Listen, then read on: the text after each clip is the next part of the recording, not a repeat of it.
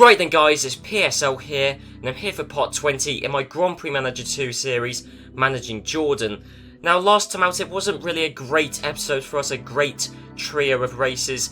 You can see the points scored by each of the drivers here, and it wasn't particularly great for our drivers, to be honest. As you can see, the points scored, Gerhard Berger scored 4, 1 and 3 points. So what's that? That's 8 points in total in 3 races, which, considering he's a Drivers' Championship contender and was the Drivers' Championship leader, that's hardly great. However, he is only losing the Drivers' Championship to Mika Hakkinen by 2 points. And even Rubens Barrichello, Hakkinen's teammate in the other Benetton, even Barrichello is only 8 points behind Hakkinen. So it's still fairly close in the Drivers' Championship. The Constructors' Championship, unfortunately, there's a bigger gap. There's a 14-point gap between ourselves and Benetton. Thankfully, it looks like we got second place wrapped up in the Constructors' Championship, at least second. But the worrying thing is that this season has kind of become the decider, because Benetton won the Constructors' Championship in the first season, we won the Constructors' Championship in the second season, so this is the third season, this is almost a decider, and at the moment, it looks like we're going to lose. But we've still got 4 races left to go this season, and I mean, I'll be honest, the last few races weren't particularly great for us, but it's not like Benetton got amazingly decent finishes either. Hopefully, in these remaining few Grand Prix, we can get some decent finishes and some decent results. And we're going to start off with the Belgian Grand Prix around Spa. It's a circuit I love, a circuit which suits our car strengths, but unfortunately, the Jordan strengths are also the Benetton strengths, i.e. the Renault engine. I'll be honest, this is basically a Renault Championship, Formula 1 is, at this point. Well, I guess it sort of was to a degree in this era of Formula 1 anyway. But yes, moving on from that, we've got 4 races left to go, starting at Spa, then at Monza, and then in the final episode it will be the Portuguese Grand Prix at Estoril, and then the final Grand Prix in this season, the 1998 Japanese Grand Prix around Suzuka.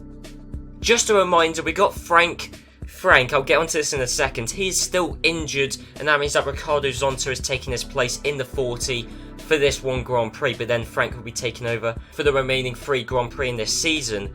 The reason I say that is because all series I've pronounced his name Lagarush, and I honestly have no idea why. I have no idea what was going through my head when I first read his name. I mean, to be fair, I've never heard of him, and he's French, and for some reason, I mean, because you look at it, and I'm pretty much 99% certain, because I watched a video where they said his name, and it's Frank Lagorce, because obviously that's how it's spelt, and I have no idea why I thought it was Lagarush. I don't know, I have no idea why I thought the CE would make a sh sound, but anyway, yes, it's Frank Lagorce. Anyway, yes, Belgian Grand Prix around Spa, let's head on into it. Oh, here we go, qualifying for the Belgian Grand Prix, and it's looking like Benetton are going to beat us. Yep, that's exactly what it looks like. And for some reason, there you go, it's finally loaded Ricardo Zonta's qualifying time. And in fact, the qualifying lap record was broken, unfortunately, by Mika Hakkinen. It's a Benetton 1-2 from both Jordans. Then it's both Ferraris splitting both McLarens, but Jacques Villeneuve in 5th. That's worrying, because in qualifying we're 4 tenths down on both Benettons. And we're 14 points behind in the Constructors' Championship. We really desperately need to claw back points on Benetton, and well, this starting grid certainly isn't going to help. And I've just had a look at the qualifying results further on down the field, and it's much more interesting at the back end. Ricardo Zonta, who, bearing in mind, has replaced Frank Lagorce this Grand Prix. Well, no, he's replaced him for the past, I think, couple Grand Prix, and this is the final one in which Ricardo Zonta is standing in. Ricardo Zonta, though, the test driver for 40, standing in as the race driver, he's beaten Kelvin Burt. And Kelvin Burt's a decent driver, and he's been at 40 all season. I still don't understand why Kelvin Burt is at 40. Well, no, because, of course, Ligier went bankrupt. And that left Kelvin Burt unemployed. And I guess 40 is the only team that wanted him. Anyway, Ricardo Zonta has beaten Kelvin Burt in qualifying by half a second. So that's quite substantial. But more interestingly, both SimTech drivers have actually successfully qualified within the 107% rule. And by quite a margin, because they've done it before, but never by this margin. You got Chattarella, who I still don't know if I'm pronouncing his name right. I've read his name, I've read Chatterella's name several times, and unlike Lagos, I'm pretty certain I'm not being stupid. No, I'm gonna say Chatterella. Anyway, the Imcomptech driver in 21st, he beat the 107% cutoff time by 2.7 seconds. And even Hideki Noda beat the cutoff time by 1.9 seconds. That is substantial. And what that means is that Imcomptech, they're actually now a reasonably competitive team. It means that they're actually able to take part in the races on a fairly regular basis. We saw the same journey with Pacific, because Pacific were a joke team, then were able to actually take part in the races. And now look, Pacific, they're quicker than 40, Arrows, certainly Imcomptech. They're kind of almost on the par of Minardi. Well, actually, no, because looking at the qualifying times, both Pacific drivers are quite a way off both Minardi drivers. But I think the point is you get the top half of the field, then Minardi's the start of the bottom half. And I thought Pacific were close to Minardi, but certainly not. Anyway, the point is both Imcomptech drivers, or Imcomptech as a team, they're going on that same journey which we saw with Pacific. Imcomptech, they've gone from a joke team to now regularly qualifying within the 107% time, and by quite a margin. So it's good to see Imcomptech are improving. Oh great, so here we are on the formation lap. No one has stalled, but look in the top right, it's cloudy. Now if it's cloudy, that means, typical Spa fashion, that means that there is the potential for it to rain at some point in this Grand Prix. So then here we are on the starting grid, with both Benettons on the front row and both Jordans on the second row. And the 1998 Belgian Grand Prix is underway, and it looks like there have been no positional changes at the start. Heading up Eau Rouge, and no, there's still no positional changes. And look at the back end of the field. They've only just gone around La Source. Oh, Jacques Villeneuve, who was in 5th place, he's got a 10-second stop-go penalty. I wondered why he was falling down the order. It said he was in the pits. And I thought there's no way he's pitting in that early, but as it turns out, he's got a 10-second stop-go penalty, which means that Eddie Irvine is now the driver in 5th place.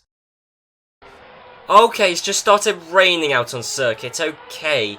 So Barrichello's coming to the pits, but I really doubt... Well, if he's pitted and fitted on the wet tyres, I'm sorry for the screen doing that, there's nothing I can do about it. But if he's fitted on the wet tyres, then it's too early, because it says it's raining, not that it's wet. So if he's fitted on the wet tyres, then it's too early and he's losing time. Or if he's fitted on the dry tyres, then that's a big mistake, he's lost out. Well, that means he's made an extra pit stop. Because we certainly... Actually, I hope it gets wet soon, because Gerhard Berger is due to come into the pits very shortly. So then Jean Lacey, he's in the pits. Gerhard Berger has already pitted, and annoyingly so is Mika Hakkinen. Mika Hakkinen came into the pits on the same lap as Gerhard Berger, so there's no potential that we're going to jump Mika Hakkinen. However, I wonder if we've jumped Barrichello. Barrichello's down in 7th, and he's in the pits again. That means Barrichello, when he came into the pits a few laps ago, he did fit on the dry tyres. Oh, oops. That's annoying. That's really annoying, because we brought Jean Lacey in a lap early. Yeah, we brought Lacey in a lap early, and I didn't change the scheduled pit stop lap. That's annoying, but there's no point doing anything. No, I'll just send it back out to try and minimise the time lost. So unfortunately, because Lacey came back into the pits... Oh, no, Gerhard Berger's going to do the same, isn't he? No, he isn't. I'm surprised Berger hasn't already done it, but anyway. No, that's strange, because if Lacey came back into the pits a lap later, Berger should have done as well, because we brought Berger in a lap before Lacey, and Berger's meant to come into the pits a lap before Lacey. No idea. Anyway, the point is Hakkinen still leading? Berger's a good 36 seconds behind Mika Hakkinen. Katayama, unfortunately, is in 3rd place because of Lacey. We came to the pits again, so that's lost ourselves a position there and 1 point. And Barrichello, the good news is that Rubens Barrichello, the other Benetton driver, he's in 7th place because he came into the pits for a second set of dry tyres too early. Oh, that is typical, that is. It's just said that it's drying. Okay, well, it's still wet tyre conditions for the time being, but very soon it's going to be dry tyre conditions. And we just came into the pits again for another set of wet tyres. John Lacey's in 6th because there are some people who haven't come into the pit yet. I believe so anyway. Martin Brundle is in 5th place, and the only way he could have got by is if he has done 1 stop less than a Lacey. The track's dry. Okay, we need to bring in Gerhard Berger then, because Gerhard Berger's got a lot more to potentially lose. In fact, what is... a Lacey's there. Okay, we could probably tell him to come in on the same lap because there's no risk of a Lacey and Berger double stacking. So we'll bring in fact, if I was able to react a few seconds earlier, we could have brought a Lacey into the pit just a few seconds ago, but unfortunately not. So Gerhard Berger, he's going to come into the pit. He should retain 2nd place. I don't imagine he'll be... even if he gains time with Mika Hakkinen, if Hakkinen comes in late, even if he does, it's not going to be enough because we're miles behind Mika Hakkinen. And Jean Alesi, hopefully Alesi can gain a few places. He should be in 3rd, he was in 4th, and now he's in 6th. So hopefully Alesi can score a few more points than just 1. Oh, Uko Katayama's retired. From 3rd place he's retired, and I was just about to say that this has been quite a boring Grand Prix. Apart from a few changes in weather, it hasn't been massively interesting. Alesi lost a few places, but Uko Katayama from 3rd place has retired. That means David Coulthard in the McLaren is going to take 3rd place. Martin Brundle, our former driver, now driving for Sauber, is going to take 4th place. Well, there you go. All in all, that was actually... well, there's some very interesting results there. I mean, the Grand Prix itself was... well, it was somewhat interesting. Alesi losing a few places. Barrichello, just really bad timing with coming into the pits. He's down in 9th. 9th, he had the quickest car on this circuit, and he's away down the field. And did both Simtech drivers finish? I think they did, actually. Yes, they did. They both finished. I mean, Noda's on lap 39, so that means he's, what, 5 laps down, and Chattarella... no, he must be 6 laps down. Oh, okay. Well, I accidentally clicked off the results there. But, well, we get the picture anyway. Hakkinen won. A dominance win for Mika Hakkinen. There you go. So... yeah, let's have a look at the Constructors' Championship now. Yeah, I mean, the good thing is we didn't lose too many points in that race. I think we only lost 2 points compared to Benetton, but we're 16 points behind with 3 races left to go. I mean, mathematically, a team can still score a maximum of 48 points in the remaining few Grand Prix. And 48 points, we could easily win the Constructors' Championship with that, but... the chances of Jordan getting a 1-2 finish in all of the remaining 3 Grand Prix, it's possible, but not massively likely. And especially as the next Grand Prix is Monza, the Italian Grand Prix. And the last time we were at a track like Monza, well, it was the Hockenheim Grand Prix, and Benetton dominated. They dominated that Grand Prix, and I think it's because, well, we've got the same engine, so there's no horsepower advantage for them, unless Renault are favouring Benetton, but I don't know why they would, considering... we were the last team to win a championship with Renault. But no, I assume it's more a case of aerodynamic, car setup, that sort of thing. Yeah, but the point is I'm not fancying my chances at this Grand Prix. And I'll be honest, if we don't beat Benetton and claw back some decent points this Grand Prix, if we don't do that, I think Benetton, they have pretty much won the Constructors' Championship. So, yeah, I mean, hopes aren't high, because if it's anything like the German Grand Prix, which in theory it should be, because the makeup of the track is similar, if it's anything like that, then it's going to be a whitewash for Benetton.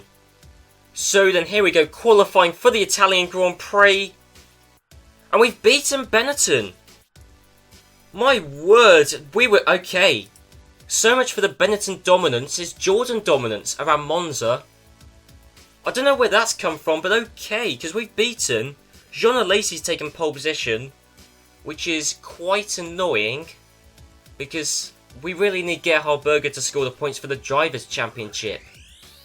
I don't even think there is a instruction to let the teammate through. There's an instruction to let cars through. Well, I tried it with Barrichello and Panis at the 97 San Marino Grand Prix, and that didn't work. It was Panis should have won that Grand Prix, but didn't. I mean, the only reason Barrichello won that Grand Prix is because we gave Barrichello the preferable strategy. So I think that's what we're going to have to do here. We're just going to have to give Gerhard Berger the preferable strategy and hope that he passes Jean Alesi. Well, we'll have to see. But anyway, both of our guys have beaten both Benetton drivers by over a second, 1.2/1.3 seconds ahead of Rubens Barrichello. And in fact, Barrichello is the quicker Benetton driver. Mika Hakkinen is in 4th place. There's both McLarens, both Ferraris, Williams, Saubers, Minardis, Arrows, Fortis, Pacifics and Simtex. In fact, I reckon if you swap around McLaren and Ferrari, that's pretty much a listing of all the team's horsepower figures. Which explains why not only Simtech, because Simtech not making it within the 107% rule is not too much of a surprise, but Pacific being down there is a bit of a shock. Because Pacific, as I said at the previous Grand Prix, they're quite a competitive team now. They're probably on a par with Arrows, but not round this track, not round a power circuit. Because here they just, well, they couldn't even make it within the 107% rule. Here we are on the starting grid for the 1998 Italian Grand Prix. There's both Jordans from both Benettons, from both McLarens, from both Ferraris, and we could do that all the way to the back end of the field, but I'll stop myself there. So anyway, the 1998 Italian Grand Prix around Monza is underway, and we've still got Gerhard Berger in second. Jean Alesi is still leading the Italian Grand Prix, and I don't think there's been any positional changes, no. It looked like a 40 might be overtaken there by Mark Goossens, but that isn't the case. And of course, actually, Frank Lagorce should be at this Grand Prix. I didn't notice.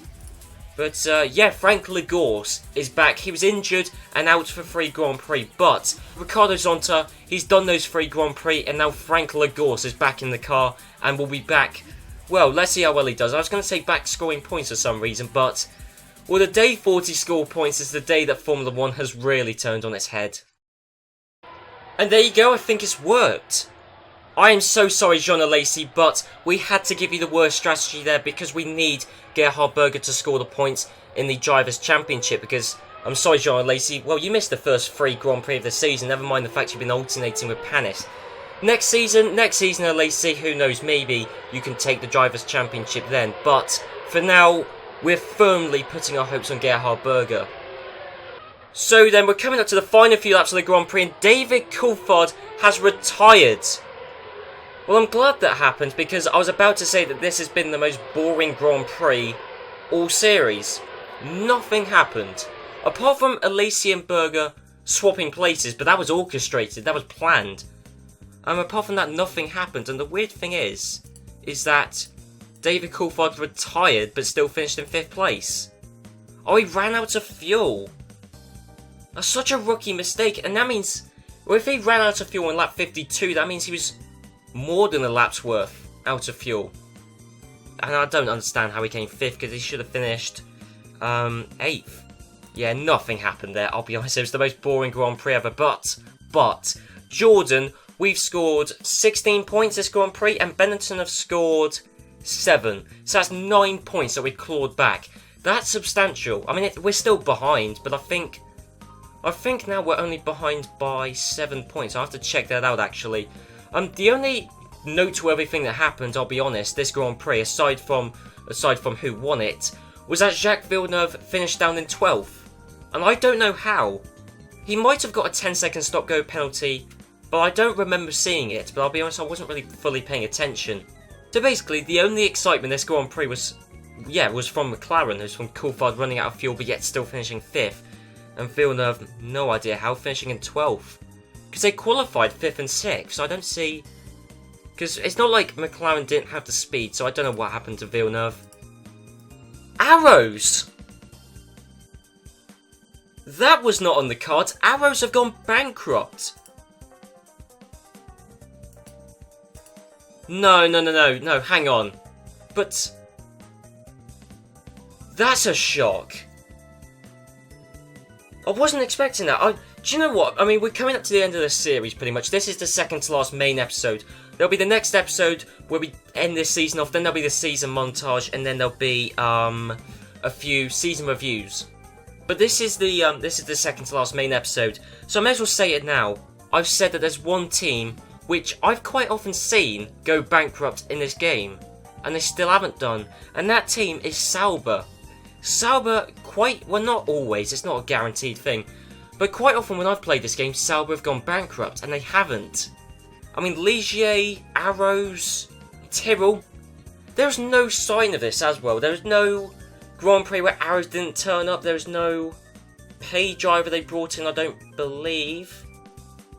I'm actually struggling to think who Arrow's drivers were. I mean, to be honest, that does say a lot about their season. Arrow's just had the most boring time in this series. In this series, Arrows have done nothing interesting.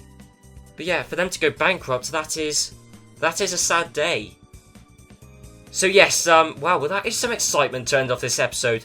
The Drivers' Championship, with 2 races left to go, and we'll do the final 2 races in the final episode. And as it stands, Mika Hakkinen and Gerhard Berger are on the same points total. They're both on 62 points. Well, that really is a tough one to call. Who's going to win the Drivers' Championship? That's genuinely a tough one. Because both are decent drivers. I think Berger in this game is a slightly better driver, but Benetton arguably have the slightly quicker car. Anyway, yeah, be sure to leave that down in the comments right now. Who you reckon is going to win the 1998 Drivers' Championship? Mika Hakkinen or Gerhard Berger? And of course, Mika Hakkinen, he won the real-life 1998 Drivers' Championship. But that was a very different season, different rules, different teams, a different pecking order. Hakkinen wasn't at Benetton for starters. Gerhard Berger wasn't even in the sports then, so... Okay, Rubens Barrichello mathematically can still win the Drivers' Championship, but... well, he won't. It's extremely unlikely. The Constructors' Championship, we're only 7 points behind Benetton. Oh, that's close. I think what it really hinges on is the next Grand Prix, the Portuguese Grand Prix. Because, I mean, if it's anything like last year, I remember we did quite well at the Japanese Grand Prix last year, and I assume it would be the same this year, although not necessarily. I think it all hinges on the Portuguese Grand Prix, which I'm not confident that we'll do well around. But then again, that's not to say that Benetton will necessarily, because there are the odd Grand Prix where Jordan don't do well, and there's also the odd Grand Prix where Benetton don't do well. There are just bogey tracks for both teams, and hopefully Estoril is a bogey track for Benetton. Oh, I don't know, but yes, be sure to leave down in the comments right now who you reckon is going to win the 1998 Drivers' and Constructors' Championship. I know who I want to win. Of course, I want Jordan to win, and I want Gerhard Berger to win, because he is my driver, and I like Mika Hakkinen, but he's not my driver. He's driving for Benetton, and Benetton have really become arch rivals. In fact, they always were. Yeah, because Williams have just fallen from grace. That was my fault, actually, because I took all of their staff. I mean, for example, Adrian Newey. He's at the Jordan team, and yeah, that really disrupted Williams right from the get-go. So yeah, Williams' downfall is all my fault. It's yeah, and it's going to be a championship battle between Jordan and Benetton. Who do you reckon is going to come out on top? Well, be sure to leave that down in the comments, and I will see you guys next time for the final 2 Grand Prix in this 1998 season. The Portuguese Grand Prix around Estoril, and finally, the final main Grand Prix, which I'm going to cover in full in this series, the 1998 Japanese Grand Prix around Suzuka. So I'll see you guys in the next episode for that championship showdown.